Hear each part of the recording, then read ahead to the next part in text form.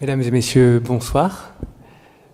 Nous avons donc la joie de poursuivre ce cycle de réflexion consacré à l'Anthropocène dans le cadre du programme À ciel ouvert Sciences et Spiritualité, avec la joie d'écouter et d'accueillir ce soir Damien Delorme.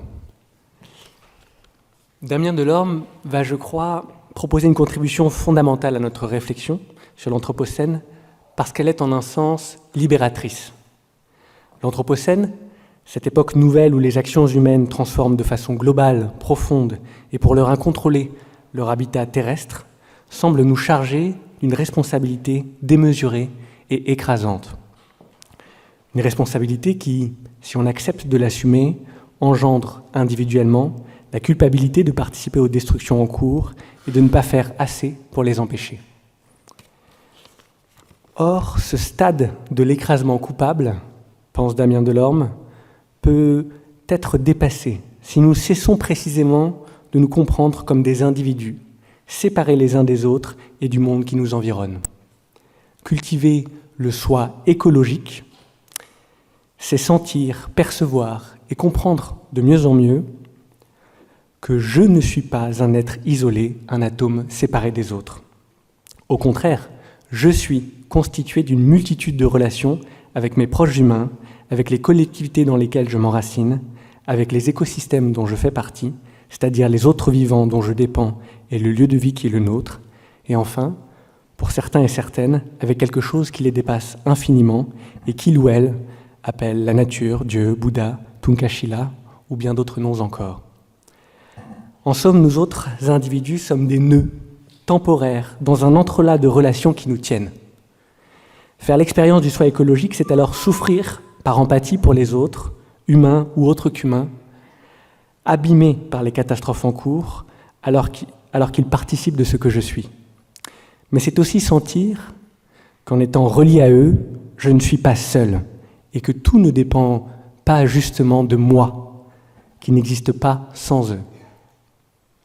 Cette expérience, à approfondir indéfiniment, peut être libératrice, non pas parce qu'elle nous délie de notre responsabilité à l'égard de la Terre et des vivants, mais parce qu'elle libère l'énergie pour nous relier concrètement à eux et organiser collectivement le soin et la réparation de notre habitat commun. C'est à cela que la pensée de Damien Delorme nous invite. Damien Delorme est docteur en philosophie et en théologie. Il est premier assistant en philosophie et éthique de l'environnement à l'Université de Lausanne, au sein de l'Institut de géographie et durabilité.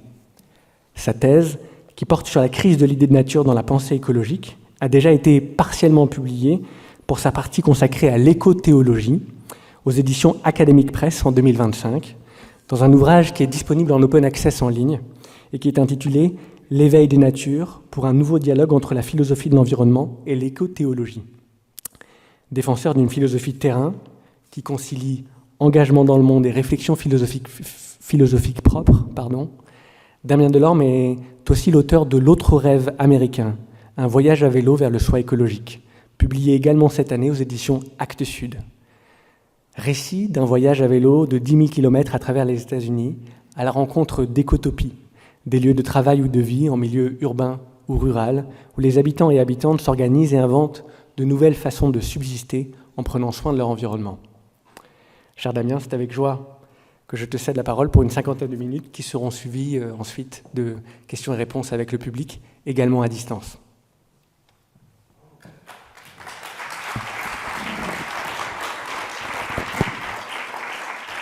Merci beaucoup, cher Pierre. Merci, cher Guilain. Bonjour à tous et à toutes. Je suis très heureux d'être avec vous ce soir pour réfléchir ensemble aux expériences possibles de l'Anthropocène. Alors, Pierre a quasiment déjà tout dit, donc je vais pouvoir en fait aller assez tranquillement vers les dimensions moins théoriques, et plus narratives, et plus imagées de mon propos. Alors, derrière le titre que je vous propose, il y a une anecdote que j'aimerais vous raconter d'emblée. En juin dernier, je participais à une émission de radio sur France Culture avec Aurélie Luneau, c'est de Cause à effet, le magazine de l'écologie, pour partager l'expérience de ce voyage à vélo à travers les États-Unis et les enseignements philosophiques que j'en ai tirés. Et elle passe un intermède sonore qui raconte les méga-feux en Californie. Et on entend un pompier qui rappelle la dimension inédite et incontrôlable des incendies, des habitants qui disent qu'ils ont tout perdu et qu'ils ne peuvent plus habiter leur milieu de vie. Et à la suite de ce son, Aurélie Luneau me dit, à brûle-pourpoint, « Damien Delorme, vous êtes-vous retrouvé face à l'Anthropocène ?» Alors je vous retourne la question, vous êtes-vous déjà retrouvé face à l'Anthropocène? C'est une question étrange, c'est une question qui m'a étonné et qui m'a surpris dans l'étonnement qu'elle suscitait en moi, parce que l'Anthropocène est une notion avec laquelle je réfléchis et je travaille depuis une dizaine d'années. C'est un des nouveaux noms de la nature, et donc j'ai étudié ce concept dans ma thèse qui étudiait les reconfigurations de l'idée de nature du fait des crises écologiques. Mais je ne m'étais jamais posé la question de façon aussi directe, quel type d'expérience en première personne, vécue, puis-je faire ou puis-je avoir de l'Anthropocène? Alors bon, j'ai bricolé une réponse sur le moment, en énumérant quelques symptômes d'expériences qui me semblaient pouvoir être rattachés à une compréhension de l'Anthropocène. Et puis c'est resté en moi comme un étonnement qui pouvait être creusé. Et quand Guilain m'a proposé de participer à cette conférence, je me suis dit ce serait le moment d'explorer cette question et de partir de cette situation qui me semble paradoxale. Si on considère que l'Anthropocène est une donnée objective, c'est attesté par des faits, des scientifiques, validé par différentes institutions, et donc décrit en un sens le monde dans lequel nous vivons, comment se fait-il que nous vivons tous dans l'Anthropocène, ou que je considère que je vis dans l'Anthropocène, mais que je ne suis pas sûr d'en avoir une expérience directe? D'où vient cette situation a priori paradoxale? Alors voilà, aujourd'hui, j'aimerais vous raconter certaines histoires qui permettent, du point de vue de la philosophie de l'environnement, au sein des humanités environnementales, qui est le lieu d'où je parle, de comprendre comment le concept d'Anthropocène n'est pas seulement un concept scientifique ou objectif, mais aussi une occasion d'expérience vécue, et peut-être l'occasion d'une transformation profonde de la subjectivité occidentale moderne, ainsi que l'a déjà suggéré Pierre.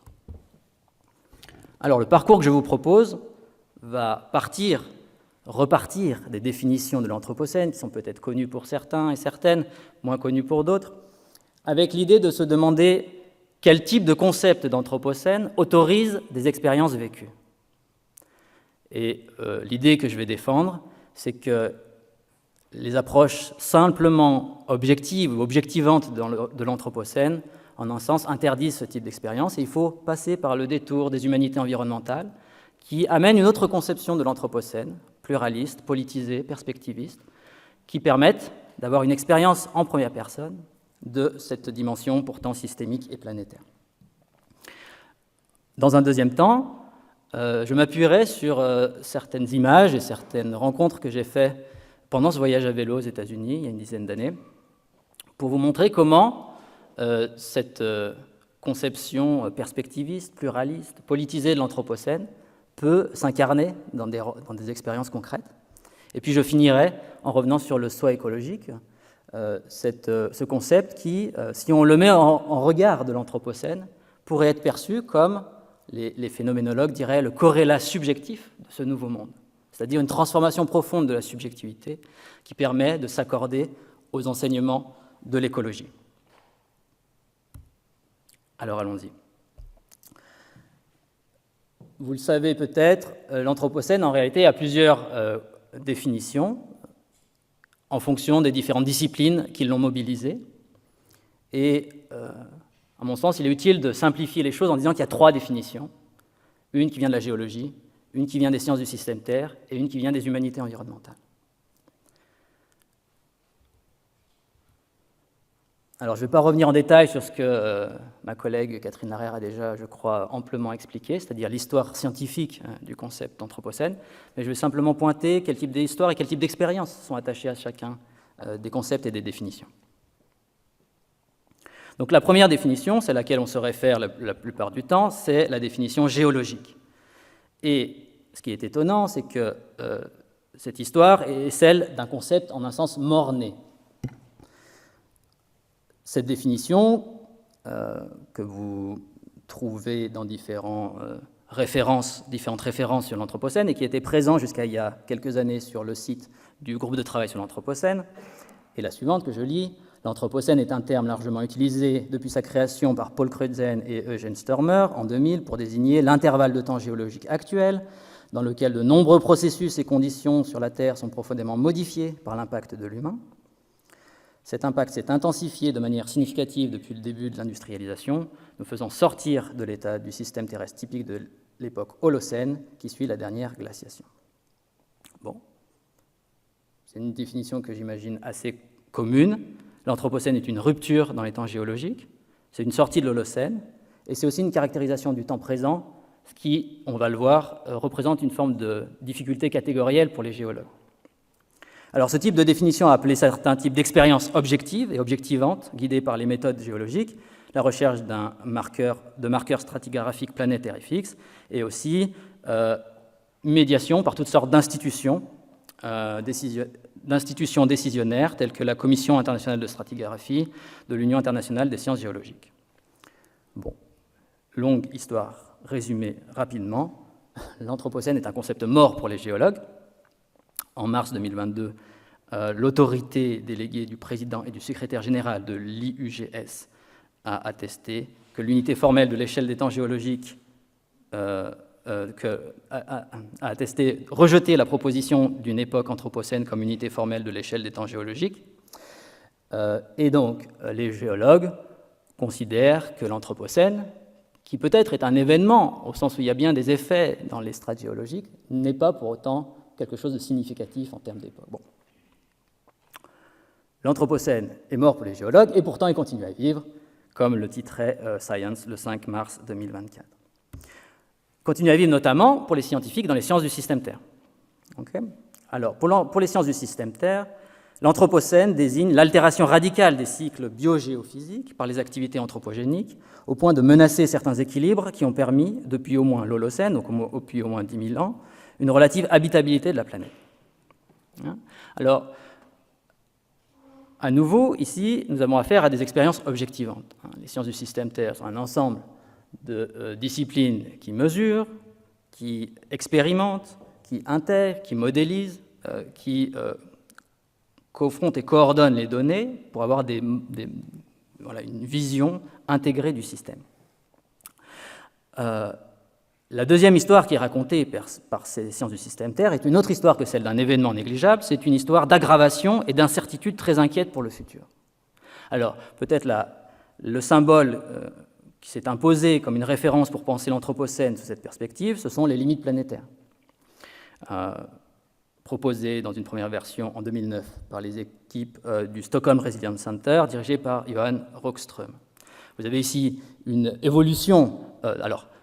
Ce référentiel est une sorte de PIB du système Terre, pour reprendre une expression de Dominique Bourg. C'est-à-dire c'est un indice ou un indicateur agrégé qui permet de représenter en simplifié quel est le rapport de l'activité humaine avec les équilibres du système Terre. Et vraiment pour simplifier, je regarde mes collègues scientifiques qui font des grands yeux, mais plus on est dans le rouge, plus on s'éloigne de la période de l'Holocène, et donc plus l'habitabilité terrestre entre dans une zone inconnue. Voilà. Alors, vous voyez que l'évolution n'est pas vers l'optimisme. En 2009, il y avait 3 lignes planétaires qui étaient transgressées. En 2025, 7 sur 9. Et qu'est-ce que ça dit ? Ça nous dit que l'Anthropocène est le nom de cette aggravation des conditions d'habitabilité de la Terre et qu'il condense des alarmes scientifiques qui mettent en garde contre l'évolution très probable vers une Terre de moins en moins habitable pour les vivants, humains et non humains. Une des questions qui se posent alors pour les scientifiques du système Terre est de savoir est-ce que l'Anthropocène, cette sortie de l'Holocène, relève du drame ou de la tragédie. Alors je mobilise ici des catégories littéraires, la tragédie étant l'histoire qui s'achemine inéluctablement vers un destin funeste par la nécessité, alors que le drame, en dépit de quelques circonstances pathétiques, dramatiques, pourrait avoir une petite lucarne d'espoir et une variation dans la destinée, dans l'issue. En réalité, le discours des scientifiques hésite entre les deux. À mesure que l'inaction climatique est attestée, l'orientation du système Terre vers une situation de plus en plus inhabitable semble aller du côté de la tragédie. En 2018, une autre équipe du Stockholm Resilience Center publie un papier sur les trajectoires du système Terre dans l'Anthropocène, où ils font l'hypothèse de la Terre étuve, une Terre qui, parce qu'elle aurait dépassé certains seuils, aurait enclenché un certain nombre de points de bascule, aurait activé des boucles de rétroaction positives, en fait, entrerait dans une phase de réchauffement qui serait complètement incontrôlable. Alors voilà ce qu'ils écrivent dans leurs conclusions. Cette trajectoire serait alimentée par de puissantes rétroactions biogéophysiques, intrinsèques, difficiles à influencer par les actions humaines, une trajectoire qui ne pourrait être inversée, qui pourrait être ni inversée, ni orientée, ni sensiblement ralentie. Alors, on se rapproche de la tragédie. Et ils ajoutent, les impacts d'une trajectoire vers une Terre étuve sur les sociétés humaines seraient probablement massifs, parfois abrupts et indéniablement perturbateurs. Alors, les scientifiques du système Terre mettent en garde contre une évolution dramatique ou tragique. Les philosophes qui essayent de prendre au sérieux les leçons des limites planétaires sont pour le moins pessimistes. Vous avez ici une bonne illustration avec le dernier livre de Dominique Bourg, Leçons sur les limites planétaires, qui conclut sur cette formule. Lectrices et lecteurs l'ont compris, tenir réellement compte des limites planétaires, de la dynamique écocidaire et suicidaire qui nous a conduit à l'état des lieux que nous avons dressé, n'implique rien de moins qu'une profonde bascule de civilisation. On se retrouve alors vers une situation analogue à la précédente, à savoir que l'individu se trouve face à un système qui semble écrasé complètement, puisqu'une bascule de civilisation n'est pas à la portée de l'action de n'importe quel individu. Alors, il me semble que ce que font les humanités environnementales quand elles s'emparent du concept d'anthropocène, et qu'elles le font depuis le début de l'apparition de ce concept, c'est qu'elles le déplacent, c'est qu'elles le pluralisent, c'est qu'elles lui font jouer un autre rôle qui permet d'avoir un autre rapport à la fois à la situation actuelle et au futur. Alors, je prends ici le titre d'un colloque qui s'est tenu à Rio de Janeiro en 2014, je crois, organisé par Edouard Viveiros de Castro, un anthropologue, Bruno Latour, etc., qui posait cette question de la façon dont l'anthropocène est une façon de pluraliser les histoires qu'on raconte du monde. Alors, quelques points fondamentaux de la façon dont les humanités environnementales, c'est-à-dire en fait les sciences humaines et sociales qui prennent en charge les questions écologiques de façon critique, s'emparent du concept d'anthropocène. Peut-être la figure la plus connue, la plus aussi active dans la mobilisation du concept d'anthropocène a été le philosophe, sociologue, anthropologue Bruno Latour, qui voyait dans ce concept une sorte de concept herméneutique, on pourrait dire, un concept qui permet d'interpréter ce qui nous arrive en tant que culture et en tant que civilisation, si on veut utiliser ce grand mot. Et pour lui, le concept d'anthropocène était une forme d'alternative analogue à la modernité, non pas simplement une époque chronologique, mais un moment de basculement culturel où toutes les dimensions de la culture se reconfigurent et se réorganisent. Alors, il avait des formules plus ou moins emphatiques. En 2013, très enthousiaste, l'anthropocène est le concept philosophique, religieux, anthropologique et politique, vous notez qu'il n'est pas scientifique, le plus décisif jamais produit comme alternative aux idées de la modernité. Okay ? Donc il y a l'idée qu'il y a une transposition de cet appui à un moment donné par les sciences de la nature pour repenser quelque chose du point de vue anthropologique et philosophique. Et puis un peu plus modérément, mais dans la même idée dans Face à Gaïa, en 2015, Bruno Latour écrit « On peut douter que l'anthropocène marque une époque géologique », donc il avait déjà en un sens acté des réticences et des résistances des géologues, mais pas qu'il désigne une transition qui oblige à tout reprendre. Bon, ça c'est le premier aspect de la dimension, on pourrait dire, philosophique de l'anthropocène, qui est une réouverture radicale des possibles et une transformation de toutes les dimensions de nos existences.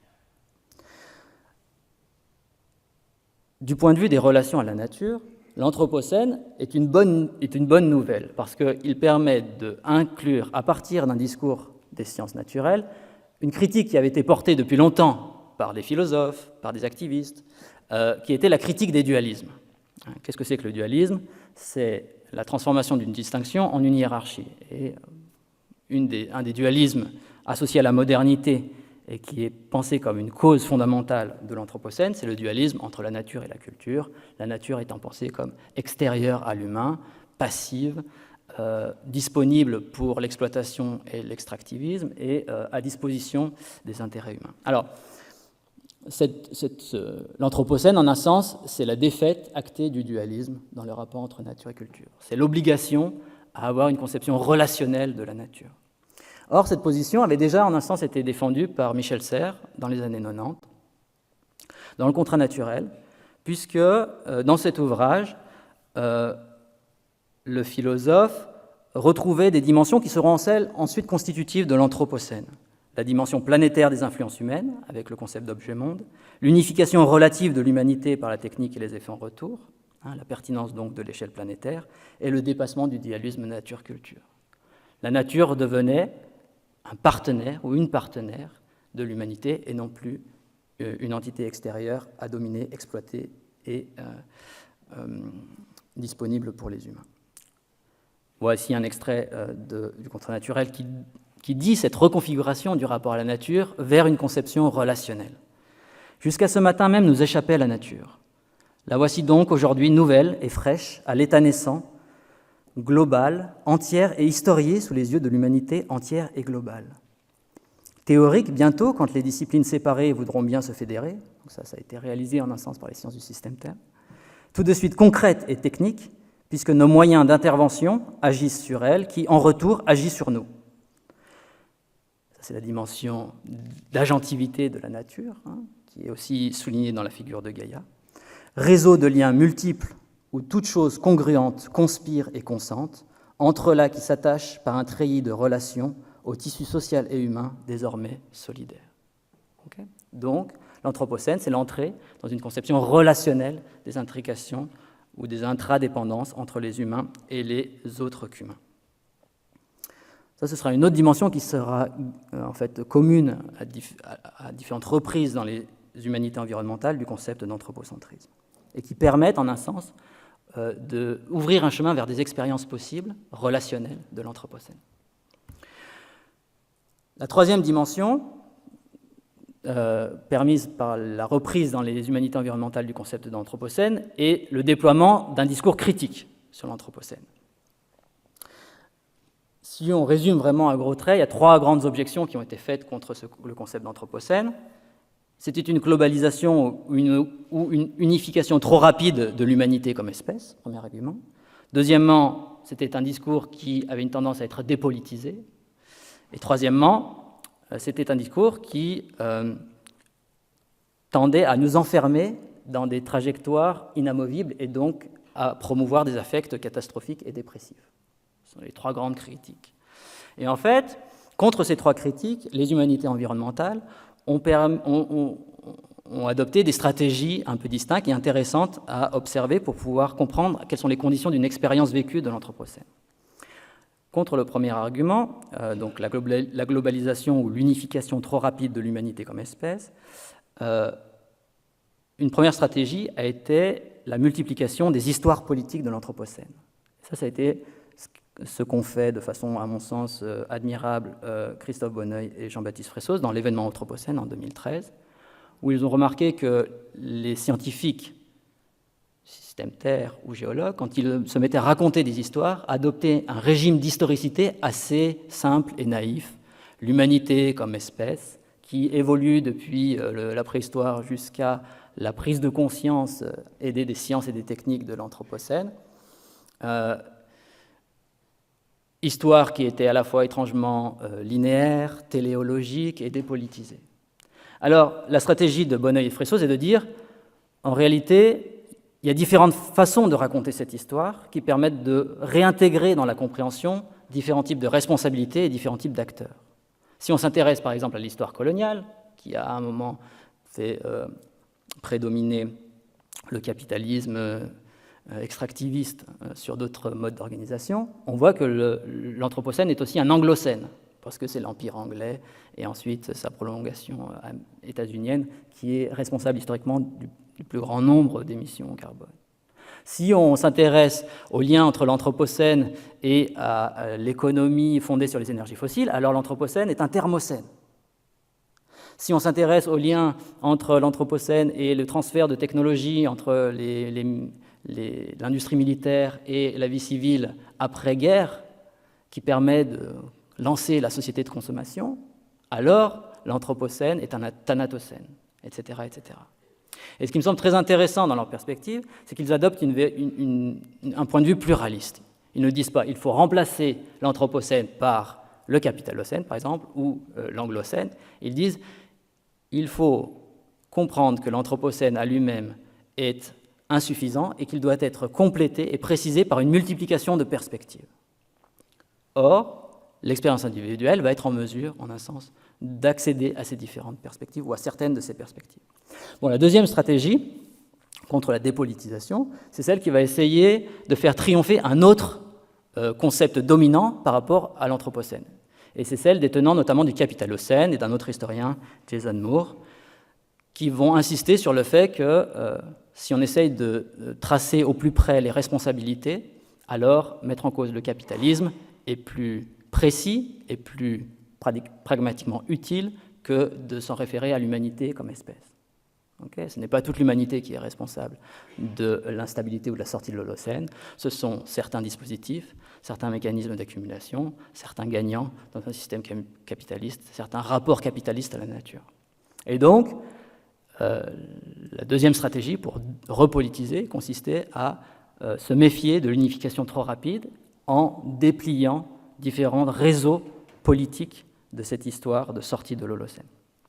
La troisième stratégie contre l'idée d'un enfermement dans les trajectoires catastrophiques a été notamment adoptée par Donna Haraway, philosophe californienne, qui, en 2016, dans le 4e chapitre de Vivre avec le trouble, explore une alternative aux propositions dominantes Anthropocène, Capitalocène, Plantationocène, je reviendrai sur le Plantationocène, avec un concept très très bizarre, le Cthulhucène. Et en faisant cela, elle dit quoi ? Elle dit « J'ai l'impression qu'on se complaît dans une sorte d'idée qu'on ne peut rien faire face à l'Anthropocène comme face au Capitalocène. » Et donc peut-être que la fonction de l'Anthropocène, en tant que concept herméneutique d'une époque, devrait être non seulement de diagnostiquer le plus précisément les causes, mais aussi d'ouvrir vers des relations désirables pour une transformation du système. Et c'est ce que dit Cthulhucène, ce qu'essaye de dire Cthulhucène, notamment par un détour par la science-fiction et par différents types de relations, qui est d'imaginer un système où les relations au vivant seraient moins destructrices et plus symbiotiques, sympoétiques que celles dans l'Anthropocène. Alors il me semble que là on a trois stratégies qui sont importantes pour comprendre à quelles conditions on peut avoir une expérience vécue de l'Anthropocène. Il faut pluraliser les discours pour ouvrir un accès perspectiviste à l'Anthropocène. Il faut politiser le concept pour avoir accès aussi à des relations de pouvoir et à une histoire politique, des interactions entre humains et non humains. Et il faut aussi ouvrir l'Anthropocène, non seulement au diagnostic, mais aussi à quelque chose de plus désirable. Et il me semble qu'une personne arrive à combiner toutes ces actions dans un cadre théorique qui me semble le plus adéquat pour penser des expériences vécues de l'Anthropocène. Et c'est le cadre théorique proposé par Anna Tsing et ses collègues, qui est parfois connu sous le nom d'anthropologie plus qu'humaine. Et par plus qu'humaine, Anna Tsing veut dire les humains et les relations avec des autres qu'humains, vivants et non vivants. Alors, ce que fait Anna Tsing et ses collègues, c'est de dire il faut distinguer le global et le planétaire. L'Anthropocène est un concept planétaire, qui donc a des influences et des résonances au niveau planétaire, mais ce n'est pas un concept global, c'est-à-dire qu'il pourrait être pensé simplement à partir d'une homogénéisation ou d'une unification du globe. Il faut la penser comme composée, on pourrait dire pas à pas. Bruno Latour disait tête de pipe par tête de pipe, patch par patch, c'est-à-dire par expérience localisée, par lieu, etc., et en les intégrer pour avoir une conception de l'Anthropocène qui ne soit pas simplement globale, mais intégrative. Donc, l'idée d'Anat Singh et de ses collègues, c'est que l'Anthropocène peut être un concept utile à condition qu'il est pensé non pas par le haut des données objectives de la géologie ou des sciences du système Terre, mais par le bas des enquêtes de terrain, notamment anthropologiques et ethnographiques.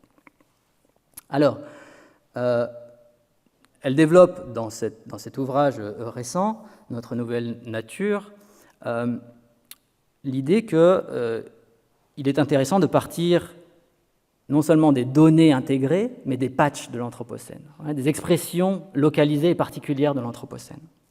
Et ces patchs ne sont pas simplement des expressions d'un phénomène global, mais vraiment composent et, par leur intégration, constituent les dynamiques de l'Anthropocène. Pratiquement, les patchs de l'Anthropocène suivent une histoire politisée des interactions entre humains et non-humains, puisqu'elles vont suivre les infrastructures qu'elles appellent impériales et industrielles, des routes, le commerce international, des aménagements tels que des canaux, des barrages, etc. Et elles vont mettre en évidence quelque chose qui pourrait être constitutif de l'Anthropocène, c'est-à-dire des écologies qu'elles appellent férales. C'est-à-dire comment, dans ces infrastructures conçues par les humains, la nature, de façon complètement non maîtrisée, non voulue, et au-delà même de toutes les capacités de maîtrise et de domination des humains, impose ou retrouve des dynamiques qui sont en un sens au-delà des plans ou de la rationalité instrumentale humaine. Donc c'est ça la féralité, c'est la caractéristique dominante de la nature, non plus moderne mais anthropocénique, à nouveau relationnelle. C'est une puissance d'agir qui est très loin d'être dominée par les humains et leurs technosciences. Voici comment elle les décrit, page 27 de Notre nouvelle nature. Dans l'Anthropocène, dans tous ses éclats, beaucoup de non-humains, vivants ou non, sont le résultat d'actions humaines, sans être pour autant le moins du monde sous le contrôle humain. Je répète, beaucoup de non-humains, vivants ou non, sont le résultat d'actions humaines, sans être pour autant le moins du monde sous le contrôle des humains. C'est cet ensemble d'êtres que nous disons féraux. Donc cet Anthropocène-là, pluralisé, perspectiviste et intégratif, il est possible d'en faire des expériences et aussi des enquêtes. Et c'est ce qu'elles racontent dans leur ouvrage, et on y croise un ensemble d'histoires tout à fait extraordinaires et parfois cruelles, où les protagonistes ne sont pas simplement des humains dans un décor naturel, mais aussi des plus qu'humains. On y apprend comment les moustiques responsables de la fièvre jaune, de la dengue, etc., ont traversé l'océan sur des bateaux négriers, comment des méduses transportées dans des eaux de ballast de bateaux ont été libérées accidentellement dans la mer Noire et ont créé un basculement de l'écosystème en mangeant tous les poissons et n'ont pu être disons, limitées que par d'autres méduses libérées par d'autres eaux de ballast plus féroces et plus voraces. On y apprend comment des histoires d'antibiorésistance de bactéries aux abords d'usines pharmaceutiques en Inde ou d'usines d'élevage de porcs au Danemark, et beaucoup d'histoires d'invasions multispécifiques, notamment celle du crapaud buffle américain, des jacinthes d'eau en lien avec l'ingénierie impériale, de la renouée du Japon, des charançons du coton et d'escargots pommes. Chacune de ces invasions multispécifiques suit des infrastructures impériales et industrielles, mais les dépasse au-delà de leurs intentions et dans des effets qui sont absolument non maîtrisables, comme l'illustre de façon dramatique et, dit Anat Singh, de façon effrayante, les proliférations de champignons pathogènes, tels que le mérule, le polypore du pain, la brûlure foliaire du maïs, la rouille vésiculeuse du pain blanc ou le BD, le champignon tueur de grenouilles, qui sont des type d'entité qui semble échapper à tout fongicide et à tout contrôle humain.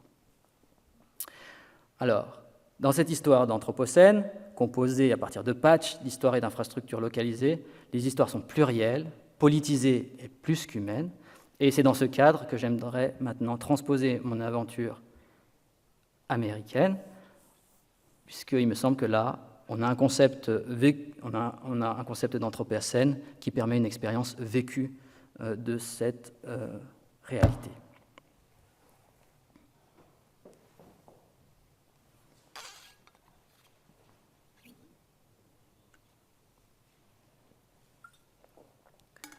Alors, il me semble qu'on peut, en gros, distinguer 3 types d'expériences de l'Anthropocène, selon cette perspective intégrée, pluraliste et politisée. Une expérience de symptômes, une expérience de patch et une expérience de piste de métamorphose. Alors, Pierre l'a évoqué, le voyage en question est un voyage que j'ai réalisé en 2016, qui a constitué à vélo, qui a consisté à partir de Miami et de rejoindre Vancouver, en allant à la rencontre des cotopies, donc des lieux de résistance au système catastrophique et d'invention d'un nouveau modèle, à la rencontre donc de militants et de militantes écologistes, mais aussi de philosophes de l'environnement, et de témoigner en fait de cette contre-culture écologique américaine par un projet pédagogique et puis un blog et maintenant un livre. Alors, à l'invitation de Guilain, j'ai essayé de relire en fait cette expérience selon la question d'une expérience vécue face à l'Anthropocène, pas face à tout l'Anthropocène, mais face à une perspective de l'Anthropocène. Alors, il me semble maintenant évident que d'abord, il y a des symptômes, une multiplication de symptômes de l'Anthropocène qui sont apparus. Dès mon arrivée en Floride,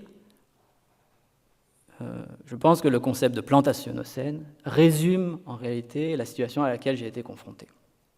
En effet, la Floride est un territoire marécageux, hostile à l'habitation humaine, qui n'a été colonisé que très tard, à peu près au XIXe siècle, qui a été colonisé auparavant, mais qui a été, dont l'urbanisation s'est développée au XIXe siècle, au prix d'un ensemble d'infrastructures. Alors vous voyez sur cette photo que j'ai prise à la frontière avec le parc national des Everglades, l'état avant l'arrivée des humains, une grande rivière, River of Grass, disait-on alors, les Everglades, une grande rivière lente qui partait du lac Okeechobee et qui allait jusqu'à l'océan. Et la situation actuelle, vous voyez qu'un ensemble d'infrastructures, des canaux, des pompes, etc., ont permis d'assécher la terre, ont permis l'artificialisation, l'urbanisation, et ont laissé une sorte de tache verte qui est le parc national des Everglades. Bon. Donc on est là face à la définition même de la plantation, c'est-à-dire une machine qui assemble le travail, de la terre, du travail, du capital, en quantité gigantesque, pour produire une monoculture à destination du marché mondial et qui transforme radicalement les milieux de vie. Donc tout le nord, en fait, tout le sud là, du lac jusqu'au parc national des Everglades, c'est des terres agricoles. Alors, et vous voyez comment les espaces sont juxtaposés sur cette photo. Donc on est passé de quelque chose qui ressemble à ça, qu'on voit dans le parc national des Everglades, avec leurs sympathiques habitants, à ça. Industrialisation gagnée sur les marécages par un ensemble d'infrastructures impériales, parce que construites aussi grâce à de la main-d'œuvre, pas esclavagisée, mais en tout cas exploitée, qui alternent en fait des canaux d'irrigation, des routes qui bloquent les flux et qui produisent un ensemble en fait de perturbations écologiques de type pollution des eaux, baisse du niveau des eaux dans les Everglades, etc., auxquelles des milliards de dollars essayent de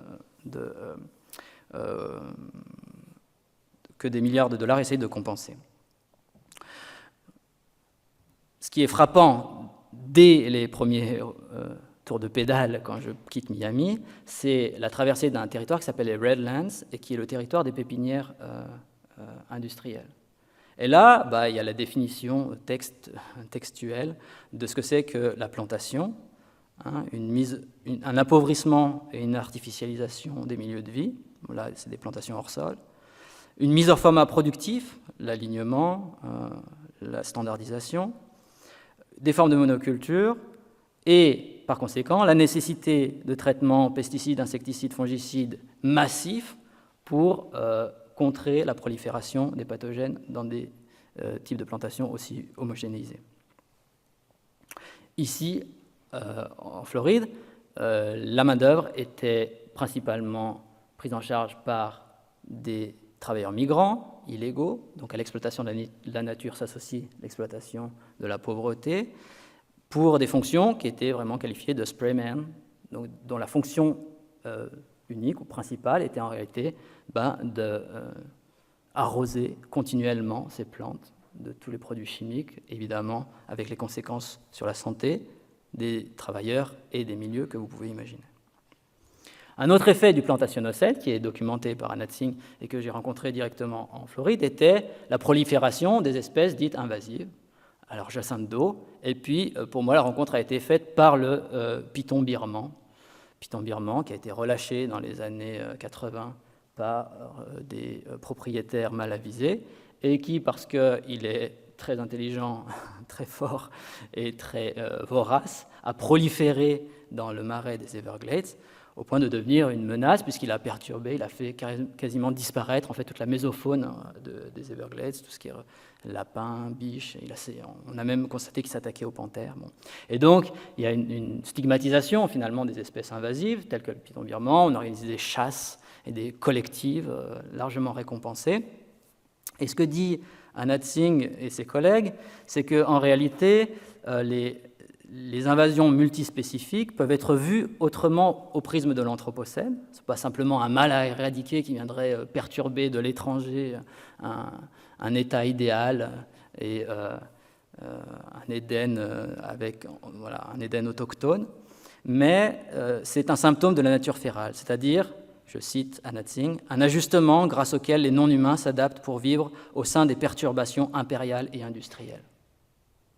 Donc les espèces invasives, en un sens, ne sont pas simplement des nuisibles, mais sont des collaborateurs dans la construction d'un anthropocène redoutable. Alors voilà, c'était la première rencontre face à face avec l'anthropocène, le plantationocène en Floride.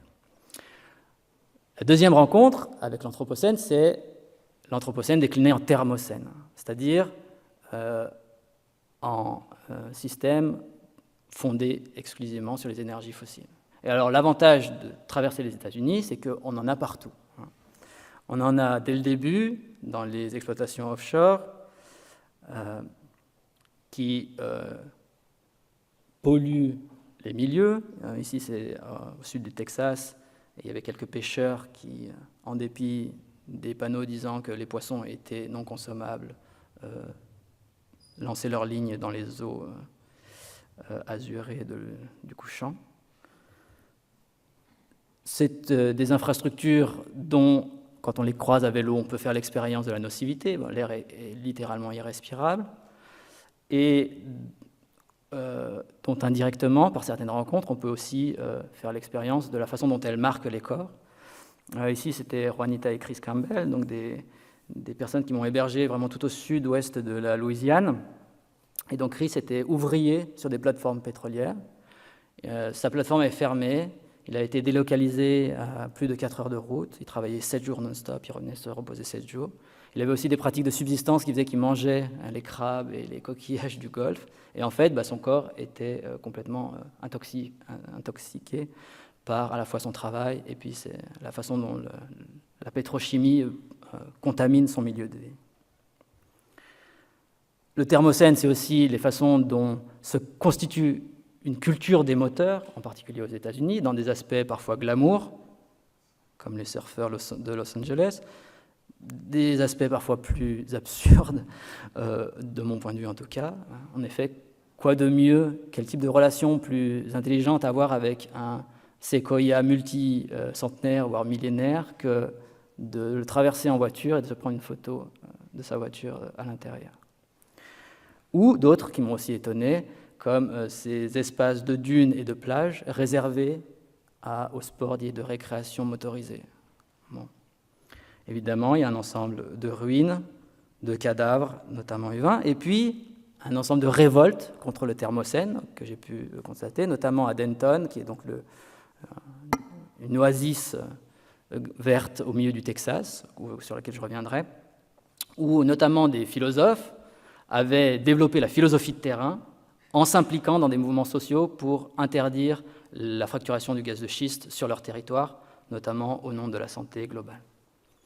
Ça, c'est les mouvements, disons, politiques classiques du thermocène, mais il y a aussi des créativités et des résistances plus créatives et plus joyeuses, notamment la Naked Bike Ride de Portland, où en effet, on manifestait pour « less gas and more ass ».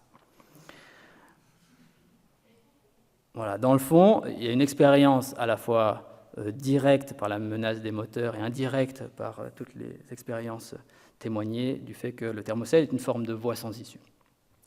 Troisième visage de l'Anthropocène, le capitalocène. Bon, c'était aussi une des raisons d'aller aux États-Unis, qui est en effet un des modèles de capitalisme les plus brutaux, qui permet aussi de créer des réactions dynamiques, mais qui permet aussi de voir clairement le problème. Alors ça va être un peu symbolique, mais les idées sont là. À quoi on se confronte du capitalocène aux États-Unis? D'abord, à une forme de compétition débridée qui s'appuie sur une vanité étonnante. Les illusions ou les vertiges de l'accumulation capitaliste, qui ressemblent dans le fond à des formes de prison. Alors ça, c'est un casino dans le Nevada. Les aberrations ou la folie de la consommation de masse. Ça, c'est des panneaux immenses au milieu du désert du Nevada encore. Hein, pour les burgers. Et de façon plus évidente, dans la façon d'instrumentaliser, de marchandiser, d'exploiter le vivant et la nature, la confrontation qui pour moi était vraiment assez redoutable tout au long du Texas, avec des fermes-usines, en fait, qui se succèdent sur des kilomètres et des kilomètres, avec des centaines de milliers de vaches, qui sont toutes dans des espaces comme ça, standardisés, donc sans vie, avec des travailleurs qui travaillent au tractopelle, avec un air pestilentiel, avec évidemment des eaux dont on imagine quel est l'état, etc., au service de quoi? D'une conception de l'animal comme une machine à produire de la viande, et pour des hamburgers à bas coût. Voilà. L'exploitation n'est pas simplement des non-humains, elle est aussi des humains, et tout au long de la Californie, il y avait l'idée que, il y avait l'expérience du fait que une main-d'œuvre exploitée était la condition de la jouissance et de la satisfaction, notamment du fait d'avoir des fraises, quelle que soit la saison. Et donc il y avait quelque chose d'étonnant, c'était que c'était des travailleurs qui couraient, littéralement, qui couraient dans les rangées, et dont j'imaginais qu'ils étaient payés au poids, pour en fait intensifier, maximiser l'accumulation capitaliste. Puis une dernière confrontation pour moi avec le capitalocène, c'était à San Francisco.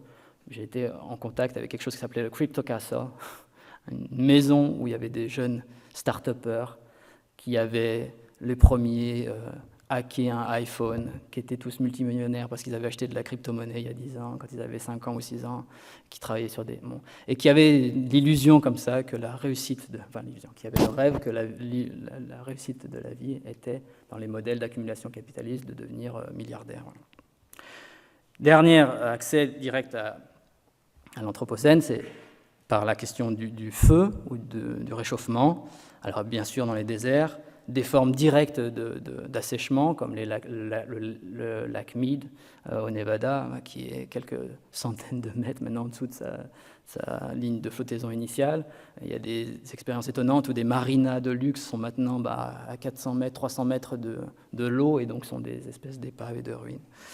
Et de façon moins imagée, l'expérience directe en fait, de territoires ravagés par le feu, et notamment de nombreuses écotopies que j'ai croisées en Californie et en Oregon ont depuis subi des feux qui ont détruit leur espace et les perturbent complètement l'idée d'une alternative possible. Ok. Alors, 10 minutes. L'idée de patch est intéressante parce que ce n'est pas simplement des symptômes, c'est des réseaux et des relations. Il me semble que, j'en ai mis deux, mais je vais parler que d'un en raison du temps. En faisant du vélo sur les routes américaines, on est en relation avec un patch anthropocénique ou plus qu'humain évident qui est les bas-côtés des routes en réalité. C'est là où ça devient notre lieu de vie en un sens. C'est là où on est toléré dans l'espace de la route conçu pour les moteurs. Et c'est là où, au début, je ne percevais rien et où progressivement, j'ai commencé à découvrir ce que pouvait être un assemblage plus qu'humain. J'ai commencé par découvrir des déchets, des rebuts, des carcasses de différentes choses, des liens qui avaient échappé à leurs propriétaires, et puis différents types de cadavres qui, progressivement, ont commencé à m'affecter de plus en plus.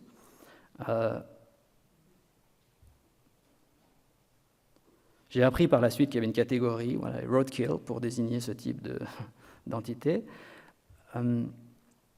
Et il y a eu un effet imprévu, c'est qu'il y avait une sorte d'empathie qui s'est créée et qui faisait qu'une détresse se créait en moi à chaque fois que je croisais ce type de compagnons de bas-côté qui, eux, n'avaient pas eu autant de chance que moi d'échapper encore au moteur et avec lesquels je m'identifiais assez bien quand un gros 4x4 me rasait.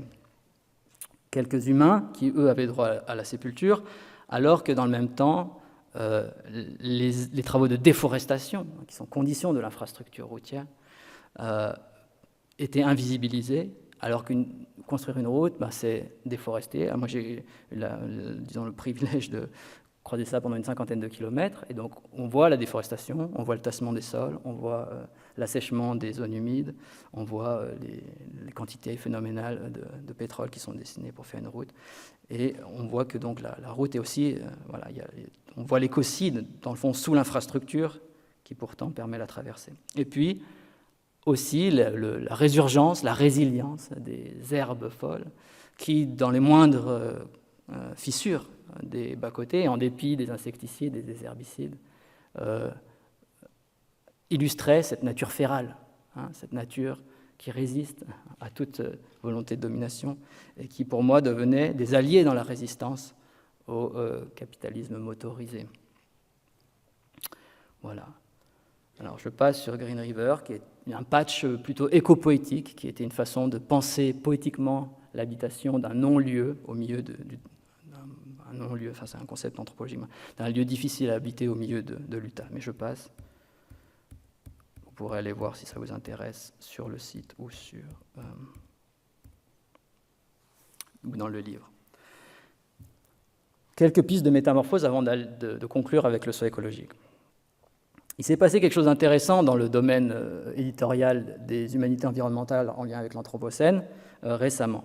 La collection Anthropocène du Seuil, pour ces 10 ans, s'est renommée en Écocène. Et dans le petit texte qui motive finalement la transformation du nom, voilà ce qu'on peut lire.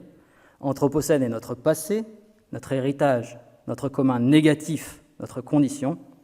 Écocène, déjà appuyé par plus de 1400 références académiques, offre à présent une utopie transformatrice. Donc il y a l'idée que l'Anthropocène doit s'ouvrir à son altérité, c'est-à-dire des modèles où la coopération et la cohabitation est moins destructrice que ce qu'elle ne l'est actuellement. Et peut-être Écocène est un bon nom pour ça. Alors, voici quelques pistes de l'Écocène que j'ai traversé, que j'ai rencontré à travers les différentes écotopies. Je vais aller très vite parce que ce sont que des pistes que vous connaissez bien aussi au prochain, qui existent aussi ici, et qui montrent qu'en fait, l'autre monde de l'Écocène est en un sens déjà là. Alors, pour moi, je les ai unifiés. J'ai unifié ces expériences par le concept d'écotopie que je trouve à Ernest Callenbach, que j'ai emprunté à Ernest Callenbach, qui a écrit en 1975 Ecotopia, qui est une sorte de fiction écotopique, une fiction écologique, utopique et écologique, qui pense l'ouest des États-Unis comme complètement organisé autour de l'exigence d'équilibre écologique, de soins écologiques, de soins des relations, de conscience de ce qu'un territoire peut proposer comme milieu de vie viable. Alors, voici quelques exemples de petites écotopies, des parcs nationaux qui transforment quand même le rapport, quelles que soient les critiques qu'on leur fasse, à la nature, autrement que comme une simple exploitation et comme un lieu d'une ressource à disposition des humains. Du point de vue de la nourriture, un ensemble d'alternatives agroécologiques. Voilà, une ferme agroécologique au milieu du Panhandle de Floride, tenue par une Suisse d'ailleurs, René Savary, qui faisait des cochons bio et des œufs dont on ne s'étonnait pas qu'ils soient les meilleurs du pays ou du monde. Des fermes urbaines, notamment à la Nouvelle-Orléans, où on cultivait non seulement des légumes bio, mais aussi une forme de justice alimentaire, puisqu'il y avait tout un programme de formation pour des leaders africains-américains pour lutter contre l'injustice alimentaire. Des universités où on apprend à transformer la façon de penser, notamment on déconstruit les formes de dualisme, et notamment à Denton, North Texas, où il y a eu le premier département de philosophie et de philosophie environnementale, avec des figures importantes comme Bert Callicott et leur fameuse cafette végane magnifique. Des mouvements sociaux autochtones que j'ai pu rencontrer à Albuquerque. Donc ça, c'était une association indienne-américaine qui faisait une marche contre la drogue et les violences domestiques, qui est une façon de lutter en interne contre les processus coloniaux et les destructions des cultures qui affectent à la fois les territoires et puis les individus et les collectifs humains. Avec des figures spirituelles, là c'était le Medicine Man Lakota, Stephen Bluehorse, qui essayait d'allier justement le soin et la lutte en hébergeant notamment ces mouvements sociaux. Une façon de transformer l'habitat, avec notamment la rencontre avec les Earthships à Taos au Nouveau-Mexique, des maisons plus ou moins autonomes, en tout cas, où l'idée est de recréer du lien avec le territoire plutôt que de se séparer en fait, du milieu dans lequel on vit. Et puis tout un ensemble d'éco-villages qui avaient de nombreuses dimensions partagées. Alors ici, je vous mets un bel exemple qui s'appelle Emerald Earth, qui était dans la Californie du Nord, dans le comté de Mendocino, où il y avait à la fois une redéfinition du rapport à la propriété, ça c'est la base en fait des éco-milieux et avec l'idée d'une propriété collective, des expérimentations en termes de construction naturelle, des recherches d'autonomie énergétique, des recherches de formes de suffisance alimentaire, avec notamment des formations et des cours liés à la permaculture et au maraîchage, des toilettes extraordinaires, et puis aussi, tout au long du trajet, des façons de déconstruire certaines formes d'idéologie et, disons, d'idéologie typique du patriarcat-capitalisme, je ne sais plus comment ça se dit, mais en tout cas de l'alliance entre le capitalisme et le patriarcat, puisque je pouvais à la fois être confronté à ça, mais aussi à différentes formes d'éco-spiritualité, différentes formes d'empathie et d'alliance entre des humains et des non-humains, et puis différentes façons, encore une fois créatives, de contester certaines normes destructrices. Alors voilà, je vais conclure avec le soi écologique. Le soi écologique, c'est un concept qui est né dans les années 80, notamment dans la Deep Ecology, chez Arness, qui a été discuté par les écoféministes, et qui a été repris par certains commentateurs contemporains, parce qu'il permet de nommer de façon condensée la transformation radicale de la subjectivité moderne.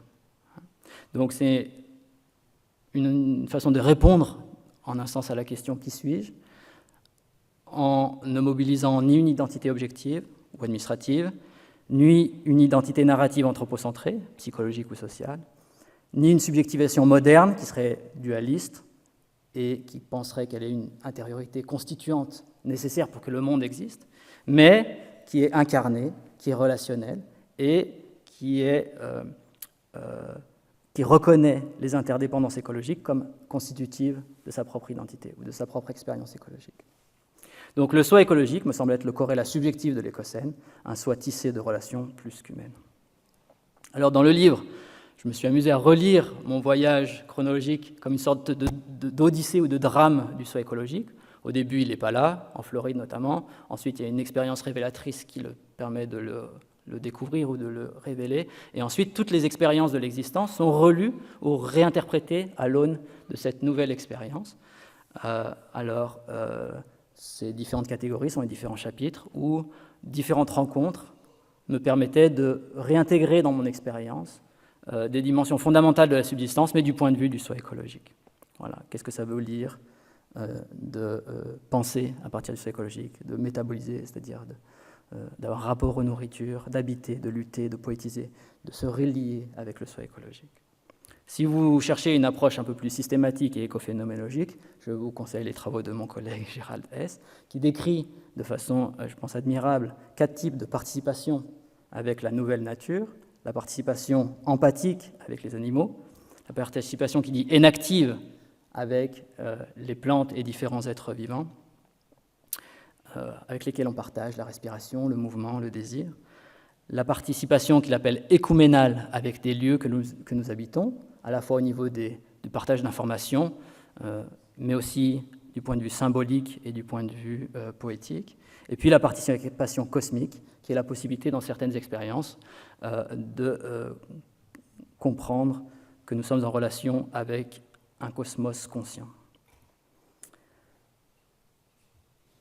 Je pense que pour avoir une expérience possible et vécue de l'Anthropocène, il faut un concept herméneutique, perspectiviste et pluraliste. Maintenant, je pense que vous comprenez ce que je voulais dire. On peut alors à la fois faire l'expérience de symptômes, mais aussi d'ouverture de symptômes de l'Anthropocène et d'ouverture vers l'Écocène. Et alors, l'Anthropocène et l'Écocène sont des invitations à éveiller et à cultiver le soi écologique pour s'engager à la hauteur du nouveau régime climatique. J'aimerais, pour finir, donner la parole à ce cher Bruno Latour, qui disait dans le dernier entretien très émouvant qu'il a donné avec Nicolas Truong en 2022, ceci. Alors j'ai un peu fait du montage, mais l'idée est là. Nous vivons une catastrophe qui s'est aujourd'hui transformée en une véritable tragédie à cause de notre incapacité à y répondre, mais dans le balancement d'un mode de cosmologie à l'autre. Je pense néanmoins que nous vivons une époque formidable. Les choses s'ouvrent devant nous de façon extraordinaire. Je ne crois pas que le rôle d'un philosophe soit d'ajouter aux innombrables larmes que versent les collapsologues et les catastrophistes, mais au contraire de travailler à redonner des puissances d'agir. Il s'ouvre maintenant un paysage, une terre nouvelle sous nos pieds, devant nos yeux. C'est évidemment difficile et bouleversant, mais quel soulagement. Et c'est sur cet atterrissage paradoxal que je vous remercie.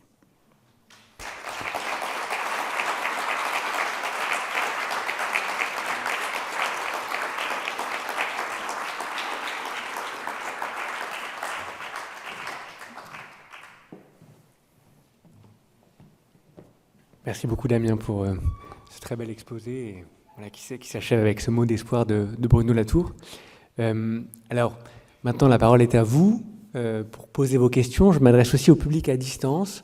Il y a un chat normalement où il est possible aussi sur le côté de poser éventuellement des questions et on essaiera de les récupérer. Voilà. Alors, de mon côté, j'en ai juste une quand même pour démarrer. À la toute fin, tu as parlé un tout petit peu d'éco-spiritualité. Et je me demandais comment différencier, définir, distinguer, relier l'idée de soi écologique que tu as développée avec l'idée d'une éco-spiritualité. L'éco-spiritualité est une des façons de cultiver le soi écologique. Pourquoi ? Parce que les éco-spiritualités, ça dépend comment on les définit, mais que ce soit une façon pour les traditions religieuses et spirituelles de s'écologiser ou pour les expériences écologiques de se rallier à des expériences ou de s'interpréter comme expériences spirituelles, il y a l'idée que dans différentes formes de pratiques se cultive de l'attention, se cultive du lien, se cultive différentes vertus qui vont transformer notre rapport aux questions écologiques. Voilà. Pour moi, c'est une des façons dont se cultive le soi écologique, mais alors, il y en a d'autres, ça peut être le sport, ça peut être l'art, ça peut être... à mon avis, le soi écologique étant une structure assez générale pour être commune à tous et toutes, chacun peut trouver la façon de se relier à son soi écologique, avec cette idée que, ça, à mon sens, les conditions pour le faire est de lier les questions écologiques avec une question de subsistance, la nourriture par exemple, l'habitation. Pour moi, il y avait la question du transport qui s'imposait dans le voyage à vélo. Et ensuite de collectiviser l'expérience, comme tu l'as dit dans l'introduction, pour rompre ce schéma dont je constate qu'il est mortifère et qu'il est nuisible du point de vue de l'action, rompre l'idée qu'on serait un individu isolé face à un système inamovible, qui est un des risques possibles de l'Anthropocène quand il est pensé simplement d'un point de vue objectif.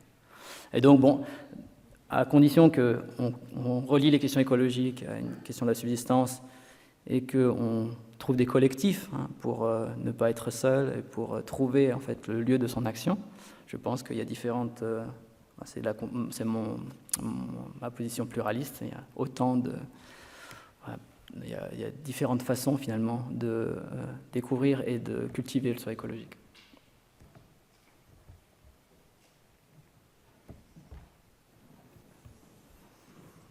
Oui, merci beaucoup pour cette intervention. Je vais vous poser une question qui n'est pas forcément évidente, sans faire de la futurologie. Comment est-ce que vous percevez cette évolution vers l'écocène? Est-ce que c'est quelque chose qui est immanent, c'est-à-dire que l'être humain réalise qu'il s'est trop éloigné fondamentalement de la nature et c'est d'une certaine manière une évolution naturelle qui fait qu'on va y revenir, ou au contraire, c'est parce que progressivement on réalise le dommage et qu'on a un besoin de survivre d'une certaine manière, percevant qu'on crée notre suicide collectif si on continue, et que c'est une réaction, mais que ce n'est pas quelque chose de naturel. Et dans votre voyage aux États-Unis, vous avez justement vu des endroits qui ont été particulièrement dénaturés.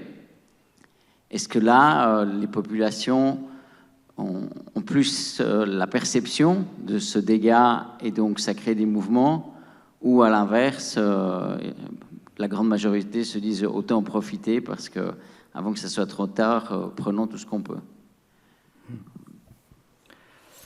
Merci de la question. Alors, sans doute pas naturel. Je pense que les types de réactions à quelque chose comme l'Anthropocène et la réaction pour aller vers l'Écocène peuvent être motivées par beaucoup de motifs, mais sans doute pas par une confiance dans quelque chose qui serait, si ça peut avoir du sens, une réaction naturelle.